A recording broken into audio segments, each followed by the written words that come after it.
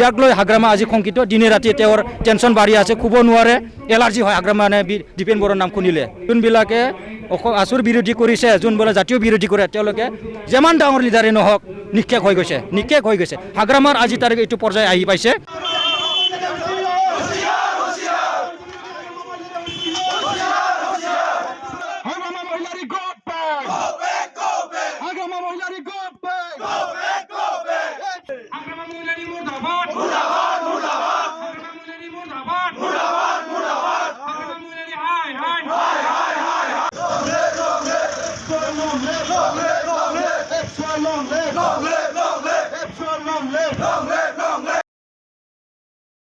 যোৱাকালি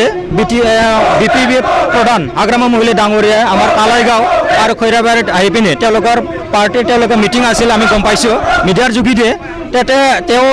মানে ইয়াত অংশগ্ৰহণ কৰি পিনে তেওঁলোকৰ পাৰ্টিৰ যে আলোচনা কৰাৰ বিপৰীতে তেওঁলোকে নিখিল বড়ো ছাত্ৰ সন্থাক মানে তেওঁলোকে মানে এটা অভিযোগ আনিছে ভুল অভিযোগ আনিছে ৰাইজৰ মাজত বিভ্ৰান্ত সৃষ্টি কৰিছে যে এপছৰ সভাপতি দীপেন বড়োক নাজানো বুলি কৈছে তেওঁ আৰু লগতে বিটিচি ধ্বংস কৰিছে বুলি কৈছে আৰু বড়ো ৰাইজক মানে ধ্বংস কৰিছে বুলি কৈছে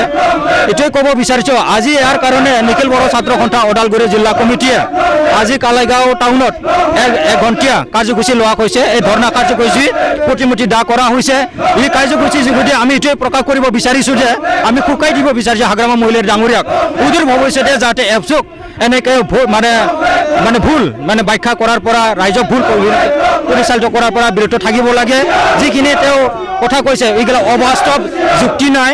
আমি এইটোৱে ক'ব বিচাৰিছোঁ আৰু তেওঁ যিখিনি কথা কৈছে দীপেন বড়োৰ ওপৰত দীপেন বড়ো আজি এপছৰ সভাপতি সন্মানীয় তেখেতে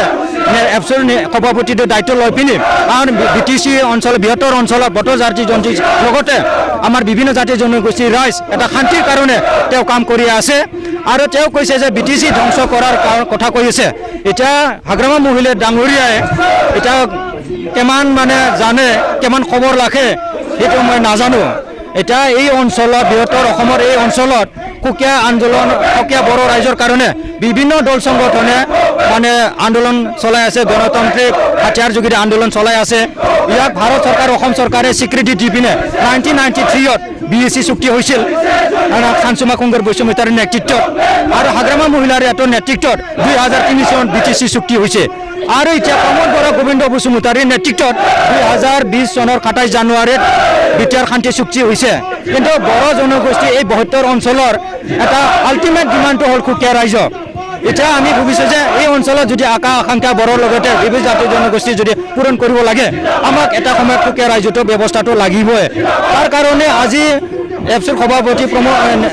সভাপতি দীপেন বড়ো ডাঙৰীয়াই অহৰহ কাম কৰি আছে শান্তিৰ কাৰণে এতিয়া হাগ্ৰামা মহিলাৰ ডাঙৰীয়াই এইটো মই ক'ব বিচাৰিছোঁ এটা ভাৰত চৰকাৰ অসম চৰকাৰে অগ্ৰাহ্য দি পিনি গুৰুত্ব দি পিনি আমাক BEC গঠন কৰিলে BEC গঠন কৰা ঠিক আছে BECটো আকৌ আপগ্ৰেড কৰি পিনি BTC কৰিলে 2003 চনত এতিয়া আকৌ BTCটো আপগ্ৰেড কৰি পিনি বিটিআৰ হৈ গ'ল কালি যদি কিবা এটা ব্যৱস্থা আহে বিটিআৰটো আপগ্ৰেড হৈ পিনে কিবা এটা ব্যৱস্থা হ'ব পাৰে এতিয়া কথাটো হ'ল খানচুমা কুংগৰ বৈষম্যতাৰীয়ে কৈ থকা নাই যে BEC মই কৰিছিলোঁ মোক লাগে এইটো কয় মানে ভুল মানে নাজানে এইটোৱে বুজাব এতিয়া হাগ্ৰামা মহিলাৰী ডাঙৰীয়াই BTC যোগেদি এই 17টা বছৰত কি কৰিব পাৰিছে নোৱাৰিছে আমি খুবেই দেখিবলৈ পালোঁ এতিয়া ইয়াৰ যোগেদি আমাৰ এই অঞ্চলৰ আকাংক্ষা পূৰণ নহয় তাৰ কাৰণে দীৰ্ঘদিনীয়া এইটো সন্মান জনায় ভাৰত চৰকাৰ অসম চৰকাৰে সন্মান জনায় এটা বিটিআৰ চুক্তি যোগেদি আমি BTCত যি পাইছিলোঁ তাৰ অলপ ব্যৱস্থা অলপ ডেভেলপমেণ্ট আমি বেছিকৈ পাবলৈ সক্ষম হৈছোঁ এতিয়া এইটোৱে ক'ব বিচাৰিছোঁ যে BEC BTC বিটিআৰ আমাৰ বুৰিঞ্জী হৈ থাকিব কিন্তু BTC BEC বিটিআৰ চুক্তি কৰা মানুহ এইটো কৈ থাকিব নোৱাৰে যে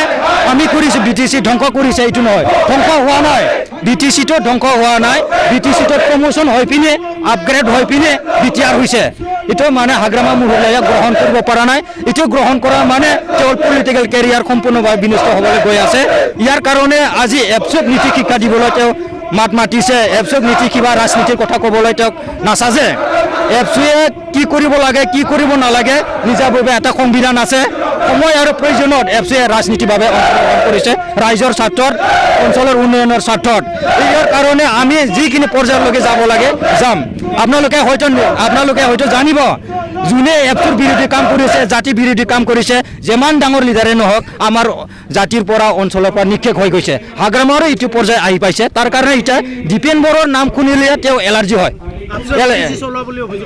এফচি বিটিচি চলাৰ কোনো মানে কথা নাহে এফচি এটা অৰাজনীতি এটা দল মানে সংগঠন হয় ছাত্ৰ সংঘ বৃহত্তৰ জাতীয় জনগোষ্ঠীৰ কাৰণে শান্তিৰ কাৰণে কাম কৰা এটা অনুষ্ঠান ৰাজনীতিভাৱে যি কাম কৰিব লাগে সেইটো কামটো আপুনি ৰাজনীতিভাৱে কৰি আছে দেখা পাই আছে এতিয়া কথাটো হ'ল হাগ্ৰামা মহিলাৰে দীপেন বড়োৰ নামটো শুনিলে এলাৰ্জি হয় তাৰ কাৰণে এতিয়া সি দিনে ৰাতি শুব পৰা নাই তাৰ কাৰণে এইবিলাক কথাবিলাক মানে আবুল তাবুল ভুকি আছে তাৰ কথাবিলাক ভিত্তি নাই তাৰ কাৰণে আমি ভাবিছোঁ আমি বৃহত্তৰ জাতি গঠন প্ৰক্ৰিয়াৰ লগতে এই বৃহত্তৰ অঞ্চলৰ জাতি জনগোষ্ঠী উন্নয়নৰ পথেদি আমি লৈ গৈছোঁ আৰু এইটো কামটো আজি নেতৃত্ব দিছে এফচিৰ সভাপতি দীপেন বড়ো ডাঙৰীয়াই ইয়াৰ কাৰণে মই ক'লে ওলোৱা আগতে আপুনি দেখিছে যোনবিলাক লিডাৰবিলাক অসমৰ প্ৰেক্ষাপটত আপুনি চালি গম পাব যোনবিলাকে আছুৰ বিৰোধী কৰিছে যোনবিলাক জাতীয় বিৰোধী কৰে তেওঁলোকে যিমান ডাঙৰ লিডাৰে নহওক নিক্ষেপ হৈ গৈছে হাগ্ৰামাৰ আজি তাৰিখে এইটো পৰ্যায় আহি পাইছে তেওঁ যদি সামান্য যদি জাতিৰ চিন্তা অঞ্চলৰ কাৰণে চিন্তা কৰিছে তেওঁলোকে দীপেন বড়োৰ লগত আলোচনা কৰি পিনি আগুৱাই যাব পাৰে কিন্তু দীপেন বড়োক এৰি পিনে আজি তাৰিখত কোনো জাতি জনগোষ্ঠী উন্নয়ন নহয় দীপেন বড়ো আজি তাৰিখত এই অঞ্চলৰ বৃহত্তৰ স্বাৰ্থৰ কাৰণে উন্নয়নৰ কাৰণে কাম কৰি আছে ইয়াক লৈ হাগ্ৰামা আজি শংকিত দিনে ৰাতি তেওঁৰ টেনশ্যন বাঢ়ি আছে শুব নোৱাৰে এলাৰ্জি হয় হাগ্ৰামা মানে দীপেন বড়োৰ নাম শুনিলে এইখিনি কথাটো মই ক'লোঁ আৰু অধিক ভৱিষ্যত যদি আৰু এফচি বিৰোধী জাতি বিৰোধী ৰাইজৰ বিৰোধী যদি কথা কয় আৰু এফচি অধিক ভৱিষ্যত আমি অনাগত দিনত কঠোৰ পৰা কঠোৰ তাৰমানে গণতান্ত্ৰিক সংগ্ৰাম অব্যাহত ৰাখিম আৰু ইয়াকে মই আপোনালোকৰ যোগেদি তেওঁক মানে শুকাই দিছোঁ